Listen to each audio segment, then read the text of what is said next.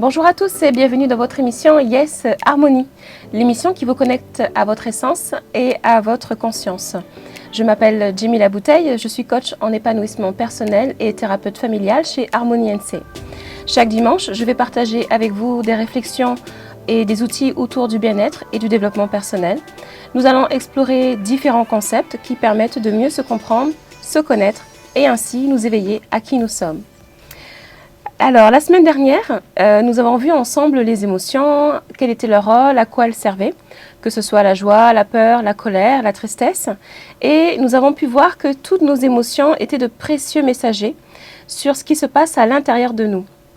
Et aujourd'hui, on va s'intéresser à une méthode qui est mondialement connue, mais qui demande à être connue un peu plus sur notre île. Nous allons découvrir les fleurs de Bach qui sont de véritables alliés de nos émotions. Et pour en parler au mieux avec vous, je reçois aujourd'hui Pauline, qui est fondatrice de Mieux-être Ensemble et qui est thérapeute holistique et conseillère agréée en fleurs de Bach. Bonjour Pauline. Bonjour Jemila. Comment ça va? Ça va bien. Ok, merci. Bienvenue sur Océane FM et merci d'avoir accepté mon invitation. Merci à toi de m'avoir invitée. Alors Pauline, avant de nous parler des fleurs de Bach, j'aimerais que tu puisses nous présenter qui tu es et qu'est-ce que tu fais, s'il te plaît. Donc moi, c'est Pauline Taillandier, j'ai 30 ans et je suis la fondatrice de Mieux-être en scène, qui est, du coup, je suis thérapeute holistique, donc je prends en charge en fait la globalité de la personne, que ça soit sur le plan physique, émotionnel, énergétique, spirituel aussi si on veut.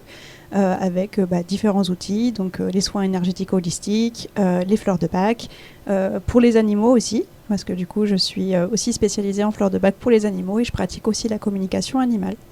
Okay. Voilà, donc c'est vraiment pour pouvoir contribuer aux personnes ou aux animaux à conserver ou retrouver un mieux-être dans leur vie. Ok, donc en fait tu peux accompagner que ce soit des humains ou des animaux dans leur bien-être en fait. Oui, tout à fait. Dans leur mieux-être. Dans leur mieux-être aussi. Ok. Et comment tu as découvert les fleurs de Bach, Pauline ? Donc c'est quand j'ai fait une formation en quantum énergie, donc en magnétisme et en soins quantiques. Il y avait un bonus en fait, un module sur les fleurs de Bach. J'ai trouvé ça hyper intéressant et du coup j'ai décidé d'aller un peu plus loin et de me former au niveau 1 agréé, que j'ai trouvé vraiment passionnant.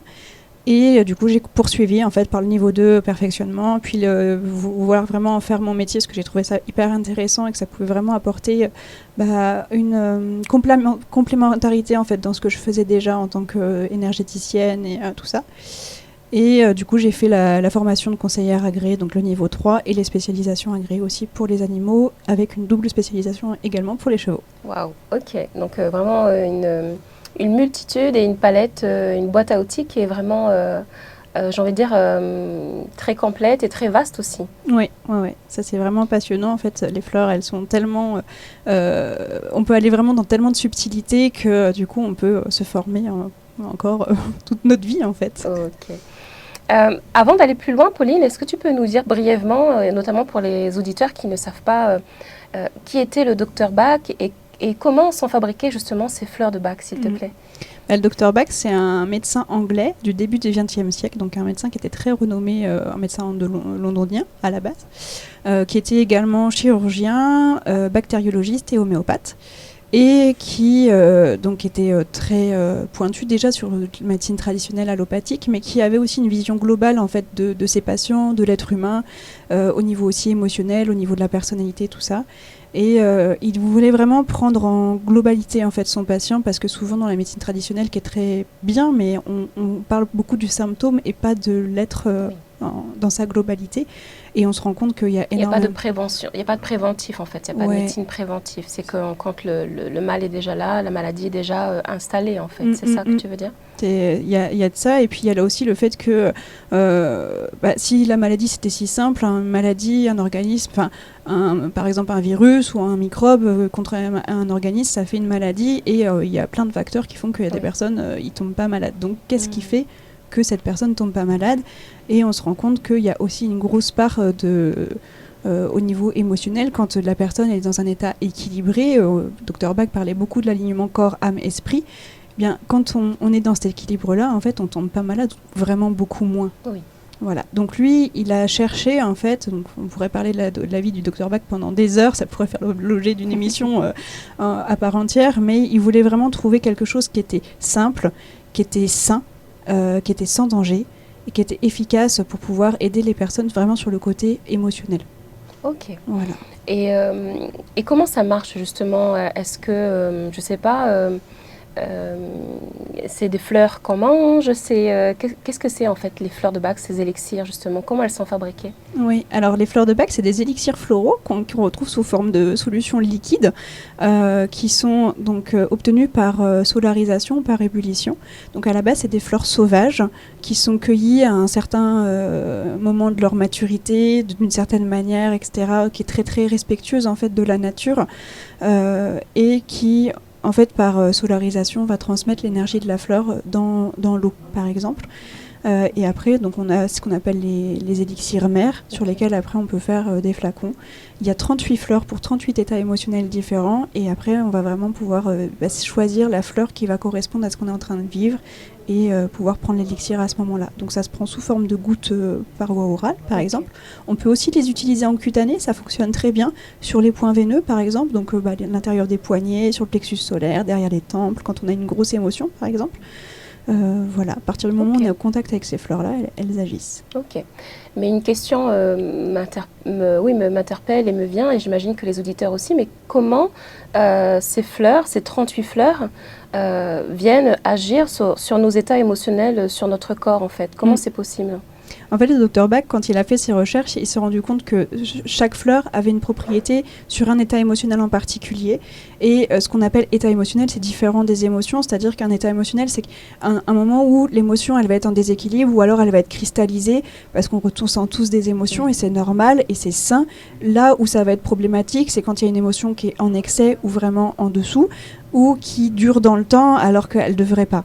Et donc là, ces fleurs-là, en fonction de la fleur et de son action, elle va venir rentrer comme en résonance avec un état qui est en déséquilibre, et elle va vraiment pouvoir la ramener à un état d'équilibre. Donc par exemple, si on prend une fleur parce qu'on a du mal à s'affirmer ou à oser dire non, elle va venir nous aider à prendre confiance en nous et à poser plus facilement nos limites. D'accord. Voilà. Et est-ce que... Pardon pour cette question, mais est-ce qu'on pourrait parler un peu comme, par exemple, l'homéopathie, où on a peut-être ces questions, cet effet, où on pense qu'il y a un petit effet placebo, en fait, Pauline? Par rapport à l'effet placebo, on peut voir, par exemple, qu'on donne des fleurs de Bach sur les bébés ou sur les animaux, donc vraiment des nourrissons ou des animaux, et on voit vraiment la différence quand on leur donne les fleurs qui leur correspondent. On voit vraiment une différence au niveau de leur état émotionnel, de leur comportement, etc. Or, l'animal ou le bébé, il n'a pas connaissance qu'on est en train de lui donner des fleurs de Bach, ou la capacité on lui a pas forcément expliqué ou dit à notre chat, là je vais te donner des fleurs de Bach pour ton stress ou autre état émotionnel. D'accord. Donc ok. Et pour quelles raisons, on parlait des états émotionnels à l'instant, et pour quelles raisons, pour quel motif en fait on pourrait se dire j'aurais besoin de prendre des fleurs de Bach ou peut-être de venir te consulter? Pour quel motif? Oui, alors les fleurs de Bach, ça peut avoir un champ d'action qui est très large, parce que l'humain, il est complexe et on vit plein d'états émotionnels différents à différents moments de notre vie.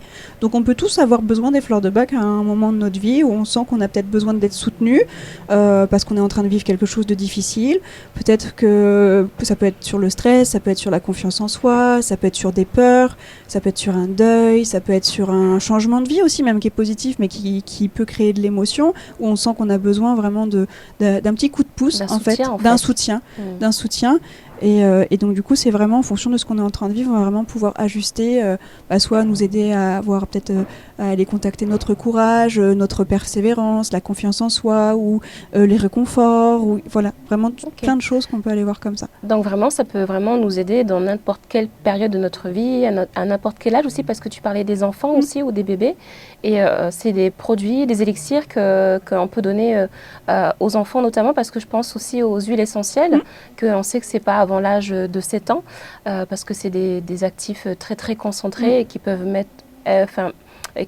même être toxiques, que là les fleurs de Bach c'est possible même pour les enfants les plus jeunes les nourrissons, Ouais. etc. C'est possible. Tout à fait. En fait, les fleurs de bac, on va pas être sur le même système que les huiles essentielles, où là, les huiles essentielles, effectivement, c'est un concentré vraiment extrême de principes actifs, et c'est génial, les huiles essentielles, mais il faut vraiment bien les connaître, parce qu'on peut tuer quelqu'un avec des huiles essentielles, ou on peut créer des allergies, des réactions, etc.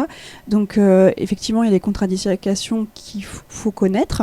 L'avantage avec les fleurs de bac, c'est que déjà qu'on n'a pas d'effets secondaires, on n'a pas de contre-indications, on n'a pas d'interaction médicamenteuse, et ça, c'est hyper important. Si on se trompe de fleur, qu'on prend une fleur qu'on n'a pas besoin, en fait, on n'aura juste pas d'effet, parce que la fleur, elle va rentrer en résonance avec un état émotionnel qui est déjà équilibré. Elle n'a pas besoin d'être équilibrée, Voilà. donc ça va rien changer. Ça va rien changer, ou ça va peut-être aider sur un plan vraiment très subtil, mais on va pas sentir vraiment de différence. Donc, les personnes qui ont peut-être pris des fleurs de bac à un moment et qui disent les fleurs de bac ça marche pas, c'est peut-être qu'à ce moment-là, ils ont peut-être pas pris la fleur qui leur correspondait, et peut-être pas de la même manière, parce qu'il y a aussi une question de fréquence, de régularité, etc., qu'on peut voir aussi, qui est importante à suivre. Et effectivement, on peut donner ça dès la naissance, pour un nourrisson qui vient juste de naître à l'accouchement, mais on peut donner ça aussi pendant la grossesse, lors de l'accouchement, pour la maman, pour la soutenir pendant le même acte de l'accouchement, en postpartum, en allaitement, enfin, à tout moment de notre vie, en fait. Situation, exactement. Ok. Et justement, Pauline, comment choisir ces 38 fleurs quand tu reçois les personnes dans ton cabinet, notamment, qui viennent avec une problématique? Comment, pour que nos auditeurs puissent imaginer comment se passe une consultation en fleurs de bac, notamment? Oui. Déjà, il faut bien connaître ces 38 fleurs-là. Déjà, les fleurs, chaque fleur a, on va dire, des grandes thématiques, des grandes lignes, puis elle a aussi plein de subtilités. Dans le niveau 1, par exemple, on va avoir les grandes lignes de chaque fleur. Après, quand on avance, on voit aussi les subtilités. C'est tout l'objet, en fait, de la consultation. C'est ce qui va permettre déjà de voir, en fait, qu'est-ce qui se passe pour nous, et déjà pouvoir repérer, en fait, chez nous, ce qui se passe et quel état émotionnel on est, et qu'est-ce qui vient nous bloquer. Donc, c'est un échange, c'est une discussion dans laquelle on va discuter avec la personne de ce qu'elle est en train de vivre, de ses émotions. L'avantage, c'est qu'on n'a pas forcément besoin de connaître la situation, mais vraiment ce que ça lui fait. Ce que ça fait à la personne. La personne n'a pas forcément besoin de raconter son histoire dans les détails. C'est pas, entre guillemets, ça m'intéresse pas. Oui. Enfin, c'est pas que ça m'intéresse pas, mais c'est pas utile pour le reste. Ce qui est important, c'est où elle en est au niveau émotionnel et comment elle le vit. Et en fonction, en fait, dans la consultation, je vais dire, tu vois, quand tu me parles de cette fleur-là, enfin, de cette émotion-là, ça me fait penser à telle fleur. Et je vais lui présenter la fleur. Je vais lui dire, voilà, pourquoi je pense à cette fleur et qu'est-ce qu'elle va t'apporter. Et est-ce que ça te parle? Et on chemine comme ça, et à la fin de la consultation, on choisit en fait les fleurs qui sont prioritaires pour elle en ce moment, et on va réaliser son flacon personnalisé. D'accord. Donc en fait, c'est vraiment un entretien avec la personne, un échange, un dialogue sur sa situation, sur ce qu'elle ressent notamment.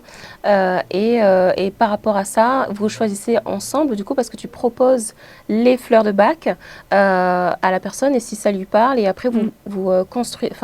Vous fabriquez un flacon personnalisé, parce que oui, il existe des flacons qui sont déjà tout préparés déjà, peut-être dans les pharmacies, c'est ça, ou dans peut-être d'autres boutiques peut-être qui vendent des fleurs de bac, et ce flacon, il est vraiment personnalisé et spécialement pour la personne qui exactement. est venue. D'accord, ok.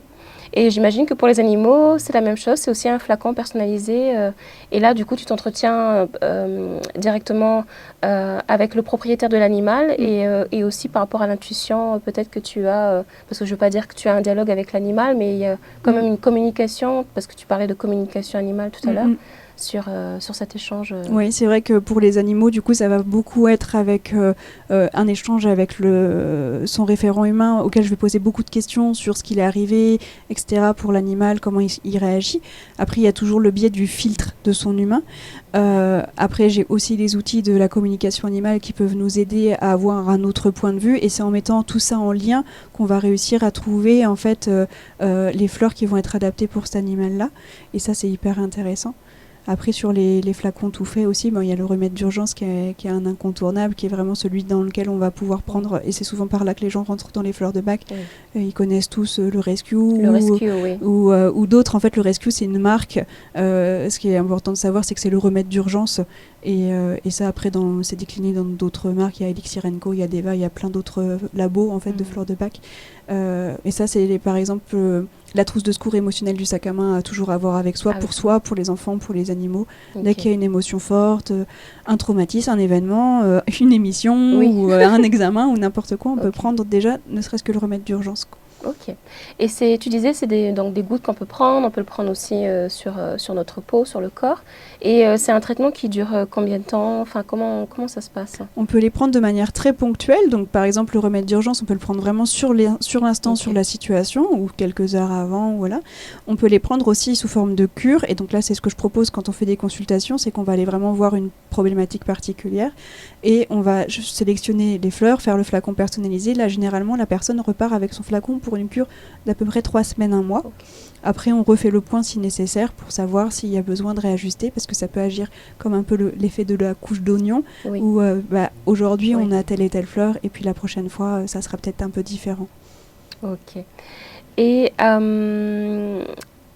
parce que tout à l'heure, on parlait un petit peu en hors caméra, que tu proposais des ateliers aussi, notamment sur les fleurs de bac. Est-ce que tu peux nous en dire plus sur ces ateliers? Oui, alors il y a des ateliers découvertes, où là c'est un atelier sur 3 heures, où on va voir très brièvement en fait, la vie du docteur Bach, les fleurs de Bach, et puis les fleurs qui sont présentes. Je veux que ça soit quelque chose d'interactif avec les participants, donc ça se fait en tout petit comité, 6 personnes maximum.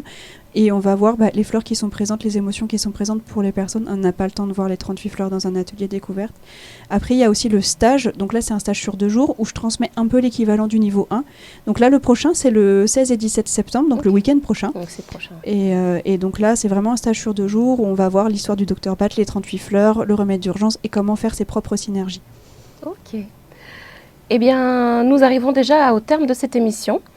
Pauline, merci d'avoir répondu à mon invitation, de nous avoir partagé ces connaissances précieuses sur les fleurs de Bach.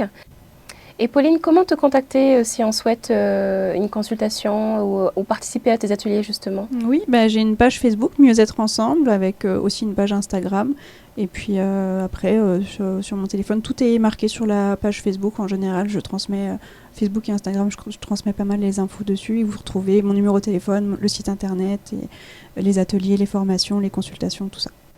Et vous retrouverez Pauline notamment au Spirit Festival qui se déroule actuellement au Parc Brunelet jusqu'à 17h. Donc n'hésitez pas si vous avez envie d'aller vous balader ou de découvrir d'autres thérapies. En attendant de nous revoir, de nous retrouver dimanche prochain, je vous souhaite un bon après-midi et je vous remercie pour votre écoute. À très bientôt.